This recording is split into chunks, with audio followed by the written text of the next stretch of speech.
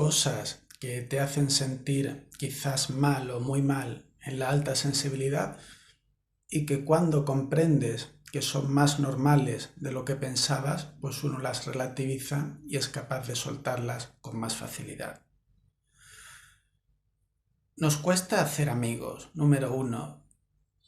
Sí, nos cuesta encontrar, yo diría, gente afín a nosotros, gente que comparta nuestros valores, gente que comparta esa sensibilidad tanto por el medio, tanto con uno mismo, gente que comparta el respeto o valores como la justicia, que son muy importantes para nosotros, y que además no solo hablen de cosas que por supuesto son totalmente aceptables, pero más superficiales, y que la conversación tenga cierto grado de profundidad, ¿no? Si veis a una persona altamente sensible hablando en grupos, escribe el triple, ¿no? Cuando son temas más profundos, que a lo mejor una que no lo es, que escribe de forma más escueta, ¿no? Bueno, esto sí tiene su parte de fastidio, que es más difícil encontrar gente afín, tanto como pareja como para amigos. Sí, es una parte negativa, es un fastidio en algunos aspectos, pero también el hecho de saber tú qué es lo que buscas, de saber cuáles son tus valores, de conocerte a ti mismo, hace que, bueno, tengas más claro con el tipo de persona que quieres vincular, al nivel que sea. Bueno, diría que esta es una, incluso para mí personalmente, que produce cierto desagrado, pero es también muy hablada y es algo que ocurre y que podemos normalizar dentro de la alta sensibilidad. Y se puede también. Uno, que sea más difícil no quiere decir que no podamos encontrar a gente afín. Es un poquito más difícil, pero hay muchas también, ¿eh? Si uno busca un poco, al final acaba encontrando gente con la que puede también disfrutar y compartir muchas cosas. La segunda también, ¿no? Está también cuando algunas personas no entienden esto bien, se sienten raros, se sienten diferentes, se sienten juzgados. Hay cierta tendencia hacia el carácter obsesivo. A ver, no pasa nada, ¿eh? Si uno entiende cómo funciona a nivel funcional el cerebro de una persona altamente sensible, pues verá que hay un procesamiento más elaborado de la información. Esto hace que una información que sea más importante y una que es secundaria a veces se mezclen, uno no sepa ya ni lo que está pensando, porque hay también un foco en los detalles, en lo que algunas personas no altamente sensibles no ponen atención, y la altamente sensible sí se centra ahí más, de forma más continuada, perdiendo el eje de lo que es importante. Bueno, pues no es de extrañar que haya una tendencia hacia cierto carácter obsesivo. Bueno, ¿y qué pasa con esto? Nada, no pasa nada, no pasa absolutamente nada. Lo que pasa es que si alguien te juzga, te critica, y tú por tener una baja autoestima te lo crees y empiezas a preguntarte que por qué tú eres obsesivo y qué pasa, pues estás entrando más en ese bucle negativo de pensamientos y todavía haciendo esa parte, esa obsesividad más larga, ¿no? Y más frecuente en el tiempo. Es más, yo diría algo que hay que entender, y esto podría ser un error incluso en la propia psicología: cortar ese análisis, ese procesamiento profundo de la información antes de tiempo en una persona altamente sensible es contraproducente. Si alguien está reelaborando, reprocesando, analizando algo que le ha pasado, puede ser desde una ruptura con la pareja a, no lo sé, a alguien que le ha puesto mala cara cuando ha ido a comprar fruta.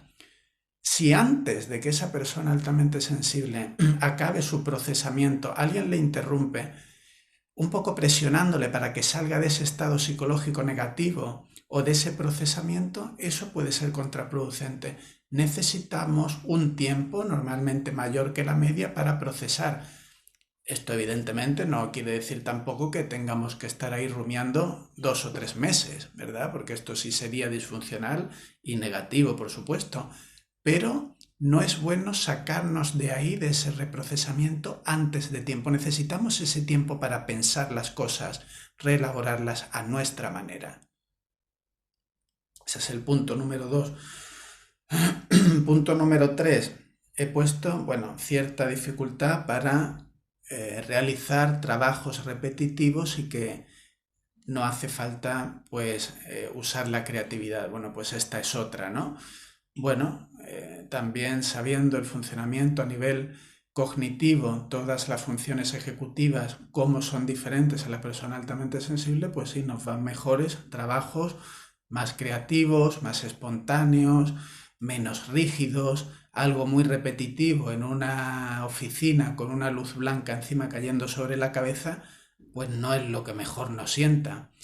¿Y qué pasa? Pues nada, que cada persona es diferente, oye, y que en la medida de que uno pueda, pues intentará buscar un trabajo que más se adecue a sus posibilidades, a sus gustos y ya está.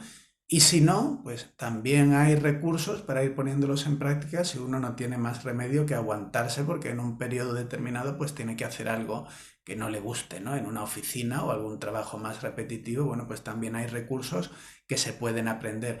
Pero sí, de término medio diría que esto es más incómodo, bastante más incómodo para nosotros. Y la última, por nombrar solo 4, he hecho esto porque hay muchas personas que se piensan que solo les pasa a ellos y cuando ven que es algo normal dentro del rasgo, respiran aliviadas. Dicen, anda, que no soy el único, la única, que esto es normal. Pues sí, esto es totalmente normal. A mí me pasa, a todos los que compartimos el rasgo nos pasa, no pasa absolutamente nada. La última que he puesto es también muy frecuente. Se nos echa el tiempo encima, ¿no? La gente me dice, es que se me echa el tiempo encima y no hago nada. Sí, totalmente. Te pasa a ti y a mí y a la mayoría. Haces 3 cosas y dices, anda, ¿cómo es posible que yo he hecho 3 y Pepito o mi tío o mi compañero o compañera de trabajo hace 12 y encima le sobra tiempo? Perfecto, le damos la enhorabuena a Pepe que hace todas esas cosas y nos permitimos ser diferentes a Pepe porque psicofisiológicamente somos diferentes funcionalmente a nivel cerebral y de funciones ejecutivas y no pasa absolutamente nada. Pepe hace 12, yo hago 4. Y si en algún momento, porque tengo y lo necesito, tengo que hacer 6 y eso me va a costar estar cansado, pues en ese momento de urgencia, pues intentaré hacer 6, permitiéndome que si no llego, no pasa absolutamente nada, ¿no? Porque esto me lo preguntan también, bueno, ¿y qué hago? Bueno, es normal, sí podría afectar en ciertos ambientes, pero lo mejor de todo es permitirse entender que esto es normal y que tú no tienes que llegar a 12 porque tú eres totalmente diferente a Pepe y a su prima y a su compañera de trabajo. Y a lo mejor el mismo esfuerzo o más que él hace 12, pues a ti te cuesta o a nosotros nos cuesta hacer 3 o 4. Y uno se permite, ¿eh? Y en ese permitirse uno descansa, uno es capaz de soltar y no estar en esa rumiación cuando entra ese pensamiento comparativo que parece que no termina nunca de por qué él hace 12 y yo hago 4. Pues porque somos diferentes y porque es válido y tienes derecho a ser diferente a otro, ¿eh? Y no tienes que compararte ni intentar medirte con otra persona que es totalmente diferente a ti y además no presenta el rasgo.